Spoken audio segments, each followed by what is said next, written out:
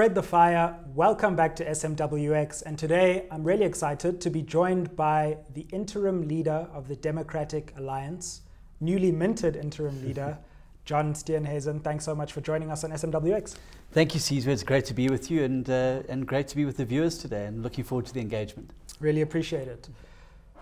What does it feel like to be in this kind of media bubble in South Africa today? I can only imagine I've seen you do like 75 interviews in the last day.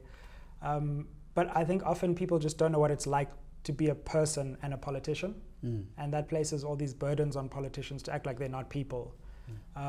What's it been like to be elected interim leader in this political storm in many ways, and what's that felt like?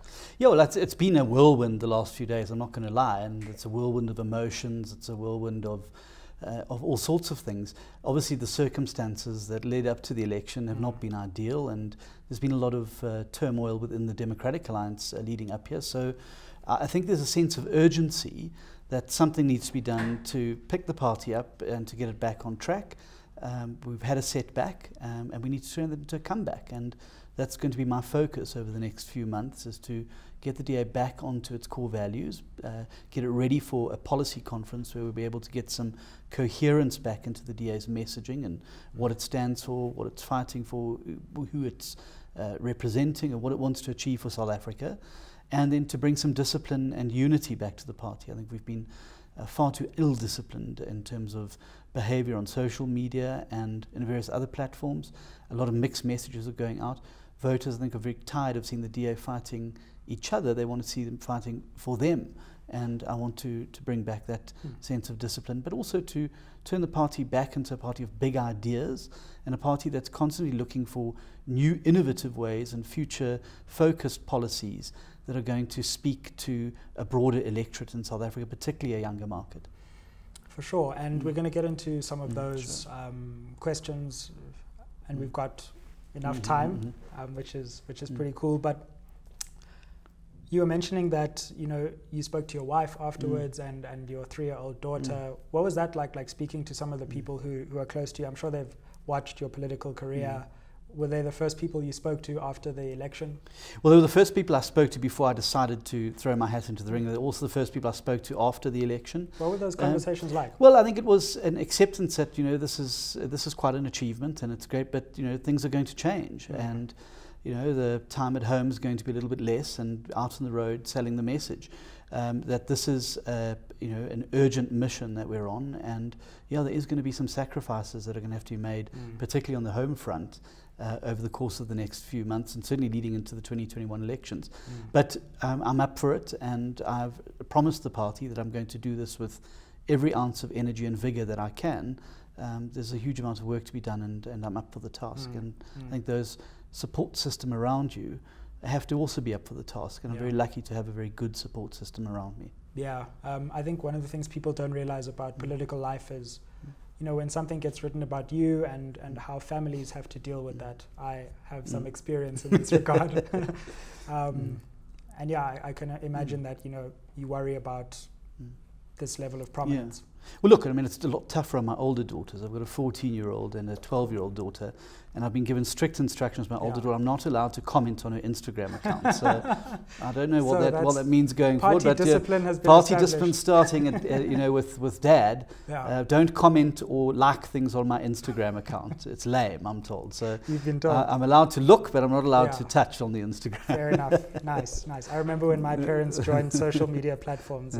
There were similar discussions. Well, as my daughter said, she's just weird, Dad, that you're on Instagram. So I said, well, unfortunately with my job, I've got to be on Instagram. And if I'm going to be on Instagram, I'm also going to be keeping an eye on you. So, So now staying with social media, you've developed a reputation as a serial blocker on Twitter. Glad to say I'm not blocked, so I've done something right. But what's your theory behind that? Social media is a very noisy place. Is it to try and just focus? Do you get a lot of noise coming in? What's behind your decision to kind of block so many people on Twitter and all of that? Well, I think that also the number of people blocked is overblown. I've got over 112,000 followers. I think there's 1,000 people blocked, many of whom are bots. But my rule is this. I'm happy to engage with you. I'm a robust debater, and I'm happy to argue the toss with you on anything. which is why I appreciate engaging with people like you and others on social media. But if you're going to use racial epithets, and it doesn't matter whether you're white or black, you're going to call me names because I speak out about redress. You're going to call me names because I happen to be a white South African and use that as a basis of your argument. I'm not interested in talking to you. I'm happy to argue the issues. I'm happy to talk about things. But if you do that and you do so in a hateful way, I don't want to engage. I'd rather spend my energy and time engaging with people who want to argue and want to be able to, have a proper discussion. So, I mean, I don't enjoy social media. I don't enjoy Twitter. I think it's a very dark place at the moment, and there's a lot of nastiness on it. Yeah. But I'm also a politician. You can't be a sailor that curses the sea. So I accept there's robustness, and I'm not going to block you if you are having an honest, proper engagement with me, but don't resort to racial epithets or nastiness that transcends the bounds of ordinary debate. Yeah. And do you think social media is a net negative for our democracy? I think there was great hope that it would connect people and it would be this kind of space of free speech, but it has in many ways descended into this echo chamber of and a spider's nest of vitriol. Yeah. What are your thoughts on the way social media is impacting South African democracy right now? Well, I think it is important because what it does do is allow people to engage with ideas, and those who want to do so constructively, can do it, and it allows people an opportunity to vent an opinion and to put ideas out there. And I think any opportunity to share an exchange of ideas, viewpoints, etc., is good. I think that we need to guard against the taking over of social media by networks and bots, and we saw the work done by Bell Pottinger and others, which I think are very destructive to particularly the project of building some form of unity in South Africa. Yeah. And I think when it's abused by false means to create a narrative, I think it starts to become dangerous. But I think, it is a platform, it's there, we have to engage with it. I don't think you can be in public life and not be on Twitter or Facebook or Instagram. And so I think you've just got to roll with it. Yeah. Okay. Well, let's come to some more, current issues. I think your strong suit, maybe, or particularly the way you made your national name, was as a legislator in Parliament. You've obviously been through various legislative bodies, but as Chief Whip in Parliament during that crazy period in the Zuma years, you rose to prominence. And I just want to know what those Zuma years in Parliament were like, maybe a bit behind the scenes, because we've all seen the videos of, the parliamentary battles at the time. But what was it like behind the scenes with no confidence debates? There was the, chanting, police were being brought into Parliament. We were all transfixed by Parliament at the time. And of course, you were a key player in all of that. What was that like? Any anecdotes or stories that you can share with us? Yeah, look, I think it was a very scary time for parliamentary democracy, because what you saw was a parliament completely subjugated to serve the interests of an individual rather than it serving the interests of the people of South Africa. And you had members of Parliament sitting in Parliament not upholding the Constitution, not speaking up for the people who elected them, but instead completely servile to the interests of a single individual, being Jacob Zuma. And you even saw presiding officers that were willing to completely defang Parliament to make it life easier for Zuma and his executive. And I think those were dangerous times for Parliament, because I think if there hadn't been a reset and a reassertion, Parliament would be a lapdog that was completely useless and unable to do what it needs to do. So there were a lot of anecdotes behind the scenes. And the big thing for me and the interesting thing was to talk to ANC MPs behind the scenes over a glass of wine in one of the parliamentary bars, and to actually hear their frustration about what was going on, but the sort of complete sort of subservience that the whole party had to act in service of Zuma, and they knew what was going on was wrong. I can tell you, Nkandla revolted as many ANC MPs as it did DA and other opposition MPs. But there was just this feeling within the party that this was a strong man you couldn't stand up to, and if you didn't defend him, you were going to be thrown to the wolves, and you were then the enemy. And we saw what happened to people like Makosi Khosa and Ben Turok and others who had the courage of their convictions to speak up. They were completely targeted and treated like outcasts. So that was very interesting to me. I think one of the lowest points for me was when Ranjani gestured to me from the gallery, the press gallery, because we couldn't work out why there was no signal in the chamber. Right. And she signaled to me saying, there's a signal jammer here. So I left the chamber and ran up, and there was a security guard who did a half-hearted attempt to stop us getting in there, and there it was. The State Security Agency had placed a signal jammer in Parliament. It was the one place where you should be sharing ideas and information with South Africa. There was a signal jammer blocking the signal so people wouldn't be able to tweet what was going on in their Parliament and share what was going on with their Parliament. I think it was a really low point. But then again, the fight back against that started in earnest, and parties like the EFF and the DA started to find common ground on reasserting Parliament. And so I think the fifth Parliament particularly is going to be remembered, I think, as a time when Parliament started to get its act together and get its teeth back. So like it or loathe it, the robustness, the scenes in the House, I think were a necessary reset for us to re-establish Parliament as the crucible of the national debate again. And I still maintain that had Parliament been functioning effectively and efficiently as it did over the fifth Parliament in the previous two Parliaments, a lot of the state capture, a lot of the failure of state-owned entities, a lot of the corruption, maladministration would have been headed off at the pass, and South Africa would have been able to dodge a bullet. But it was because those parliaments were made completely subservient to the interests of the executive rather than the people of South Africa that they just became toothless. And I hope that Parliament's now going to, having learnt the lesson from the Eskom inquiry, having learnt the lesson of how a robust Parliament can actually make change, how the brinkmanship that was experienced there was able to push Jacob Zuma over the edge, realizing he couldn't actually have his way in Parliament again in the motion of no confidence. And I hope it's going to grow from strength to strength, because I really believe that a robust, effective Parliament is going to serve South Africa well going forward. Yeah. And from your vantage point in Parliament, what do you think can change about the way Parliament works to make it more effective? I've always thought that part of the structural problem that we saw in the fifth Parliament was that it's actually not the best place to debate. It's a great place to make speeches, but there isn't as much interchange as there is in other parliaments that I've seen. How do you think Parliament could be improved? Are there any rules that you think actually inhibit its aims? Yes, there are a number of, and we've produced a document called From Lapdog to Watchdog, which sets out a number of key steps Parliament can take. One of the first things to do is to reintroduce the spontaneous accountability model. Now, under President Mandela, the President would come every 2 weeks to Parliament. Under Mbeki, it ended up being pushed out to once every 2 months, with Zuma 4 times a year. And so what you do is you reduce that time where there's a spontaneous engagement, because you're absolutely right. Parliament often is just a speech-making platform.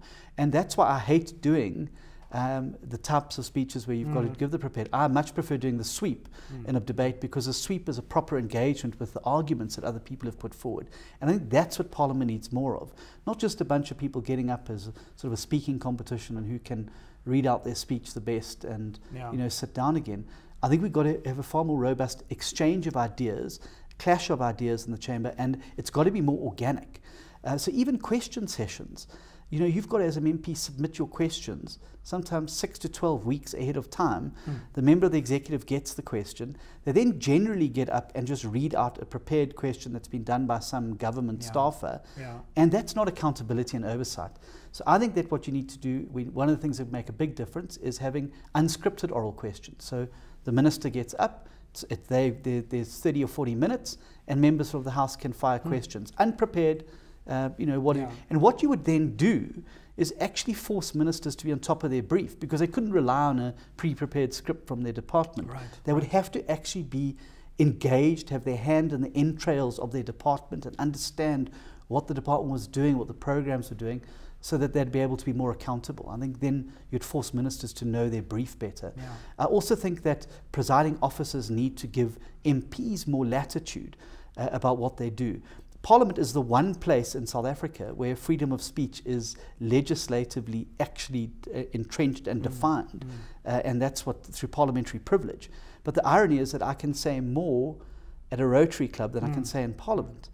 because they become so restrictive about what you say and what you know, the language you can use, etc. I think that we need to make it a robust environment, because in that robustness comes accountability. Yeah. And then I think that we need to focus far more on business that matters to ordinary people. Now, Parliament spent the last month doing something called BRRR reports, Budget Review and Recommendation reports. Okay.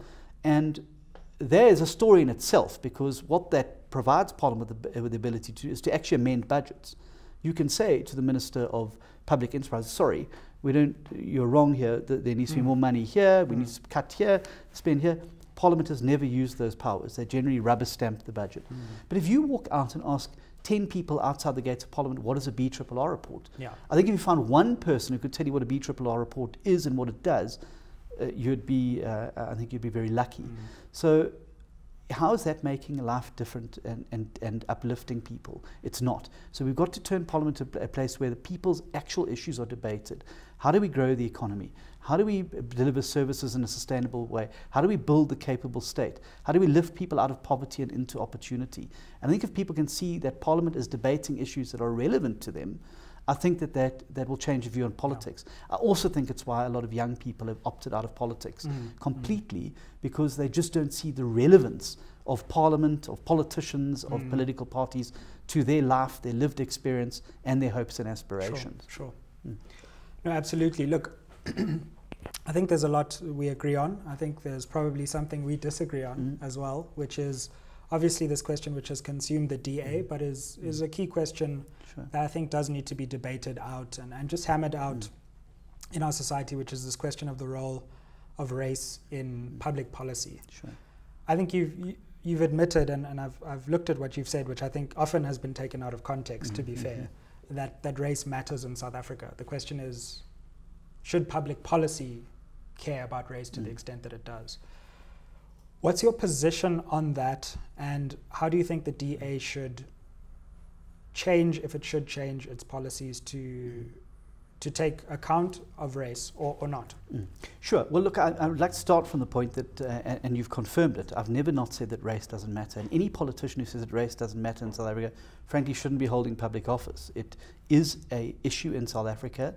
And the reason it is an issue in South Africa is that there are the large majority of people locked out of opportunity and who are living in abject poverty are black South Africans. 99.9%, according to Stats SA, of people who fall under the definition of poverty in South Africa are black South Africans. So of course, race matters, and it matters because they are there because of generations of policies which legislatively and actively deprive them of property ownership, of opportunity, abilities to be able to advance themselves and to build generational wealth. And that's why we sit with the situation that we do.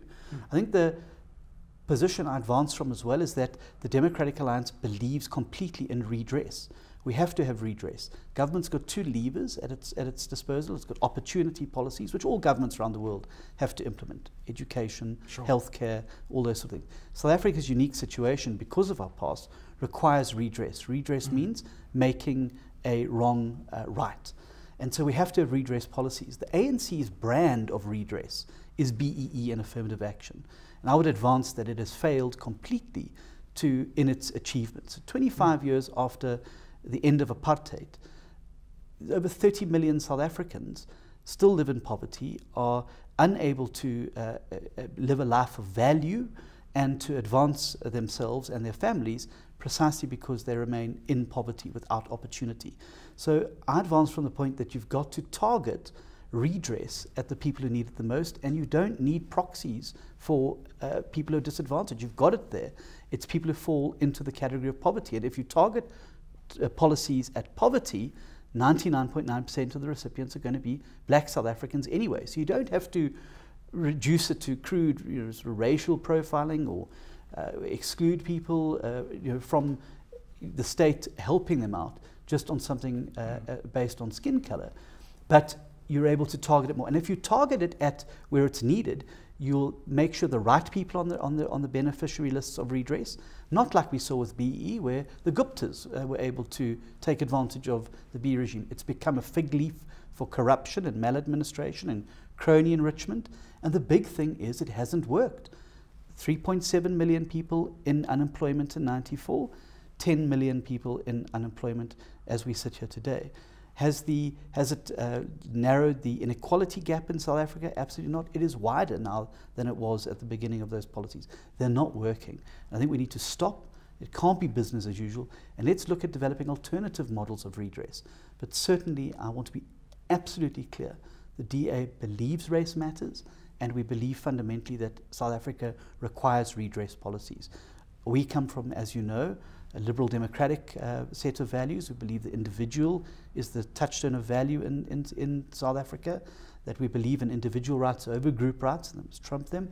We believe in non-racialism, and those are the value sets that inform our approach to this.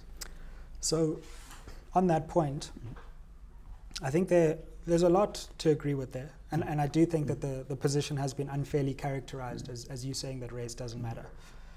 But how do you respond to the following 2 points? The one being that in terms of making poverty a proxy for disadvantage, I don't actually think the framing of proxy for disadvantage is even the right one. I think it's what is experience in South Africa like? But let's take that argument.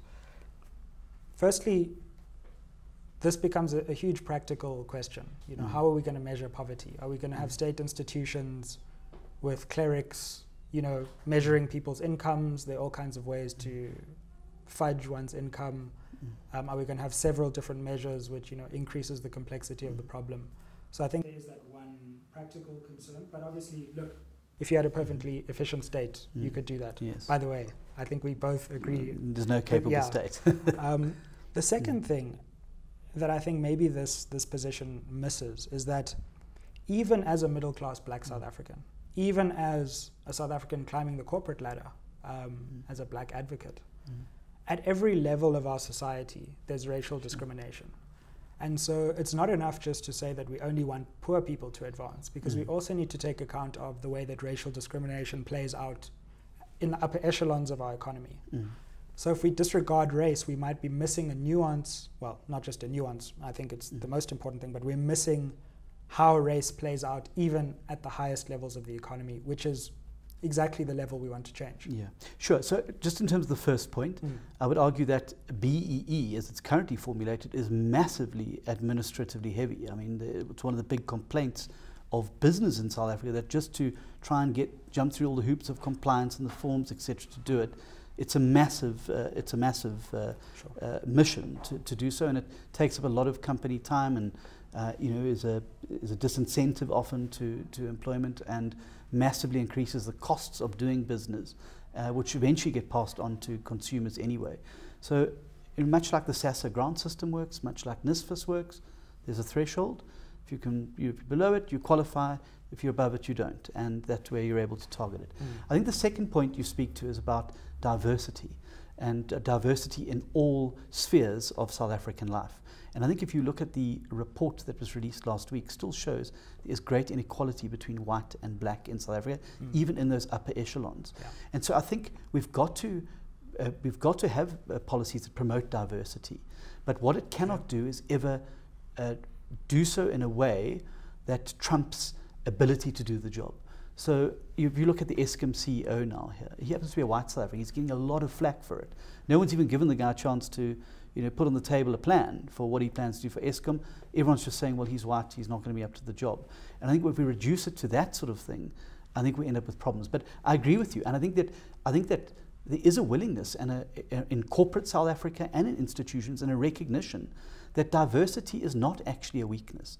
And I often say this in the DA caucus, because political analysts tell us all the time, oh, well, the DA will never get on the same page or be coherent because they're too diverse. So on the one hand, they say you're not diverse enough. On the other, say, well, the reason you're never going to get him is because you're too diverse.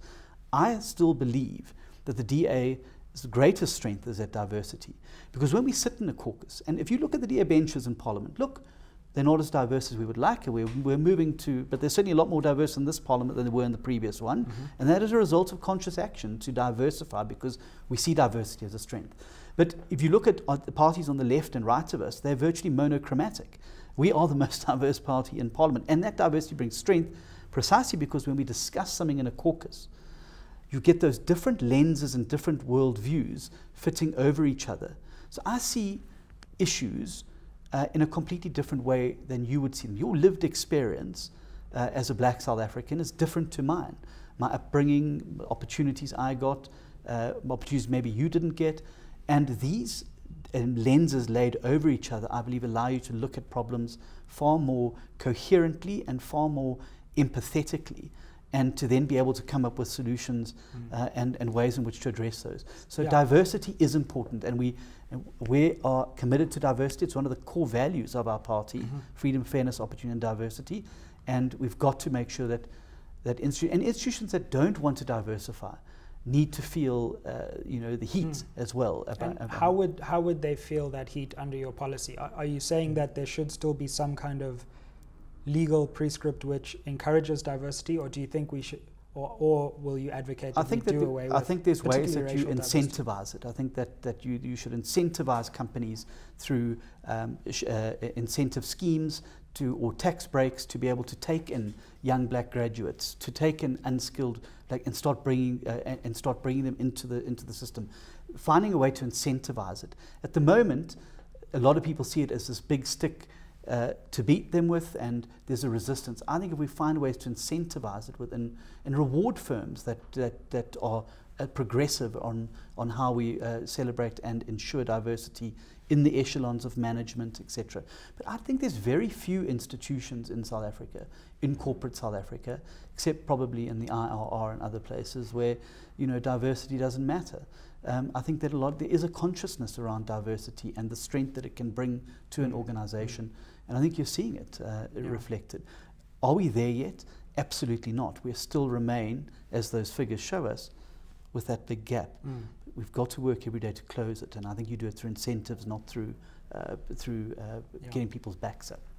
So I think on the one hand that BEE may be a very complicated system, but there are ways in which one could imagine the principle of racial redress being a lot more simplified than, for example, a poverty measure, where in places like SASSA, in places like NSFAS, it's not actually easy to determine. And also you then have the problem of equating a white South African who may have been a millionaire and fallen into poverty with a black South African who was born who's never had an into opportunity and whose poverty is very much structurally defined. Under that policy, they would be equated, and I think there would be something unjust about that, which would be the one thing. The other thing is no quarrel from me on the fact that the economy is tanking and that it's a shame where the South African economy is. But I'm not convinced that it's BEE policies that have brought about this economic crisis. I think that in many cases there are other reasons why the economy is tanking that aren't necessarily to do with BEE. So I'm not sure that the link between racial redress policies and our economic situation is as clear as you're painting it to be. Well, I'm certainly not trying to, and if I've created that impression, let me correct it up front. It's not the reason the economy is tanking. It is a contributing factor, but there's a wide variety of reasons, or policy incoherence, complete looting of state-owned enterprises and the state, a complete collapse of the capable state, mixed messages to investors, poorly handled incentive schemes. There's a variety of reasons. We're in this low growth, high debt trap that we find ourselves in. And I'm certainly not saying that BEE is the reason we're there. It is a contributing factor. It is an inhibiting factor on growth. It drives up the cost of procurement of goods. Every light bulb, every school desk, comes at a massively bigger cost because of some of the stuff that gets done. So it is a contributing factor. But I don't want to leave here with or leave viewers with the impression that it is the reason we're not growing and the economy is tanking. In terms of the first point, these are the things that I think that our policy conference has to thrash out. And as you know, we're going into that in April. And to be fair, you are in these discussions. We're in these discussions, and we've got to flesh these things out. We've got to put on the table a clear, workable alternative. And that's why I'm critical of my party about where we've come from. I think in the past, we're very quick to point the finger and say, you're bad as ANC, you guys are nasty, you're corrupt, you failed. And when people say, well, okay, well, what are you going to do? They're sort of, well, no, they're bad and they're corrupt, and you know, yeah. and if you somehow stop them being bad and corrupt, it'll solve the problem. Sure. We need to put on the table clear, workable alternatives. People know things are bad under the ANC. You can walk out of this building, walk 30 paces, and you'll find somebody who's living in poverty, who's desperate for a job, who's got kids in a school that is completely failing them, and have got no prospects for a future. They know things are bad. They know why we're here. What they're desperate here is how are we going to get out of here?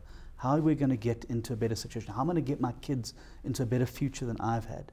How do I get my kid through a decent school? How do I live in a safe community where we don't have to eat dinner under the table because of bullets flying through windows and doors, as people in Helen Vale and Port Elizabeth have to live with? And I think that's what, and the DA has got to be more solutions oriented. Sure. I think people are tired of the tit for tat banging on about how bad things are under the ANC. They want to hear, what are you going to do and how great they can be under your party? And I'm certainly committing the DA to that, which is why I want us to be a party of big ideas. I want us to be a party of big policies and big ways forward, rather than being a party of big personalities and big ANC bashing. It's not, I don't think it's going to get any more traction than we have already got. Well, we really appreciate you taking the time, especially this early on in your tenure as interim leader, to engage with our audience, and hope we see you again as the years unfold. Thank you, Caesar. It's been great to be with you, and thank you for the opportunity again. It's been a pleasure. Ayeye. Thanks for watching the content. Like, share and subscribe on all platforms, smwx.co.za to join the WhatsApp channel, and let's build a new conversation for a new generation. Ayeye.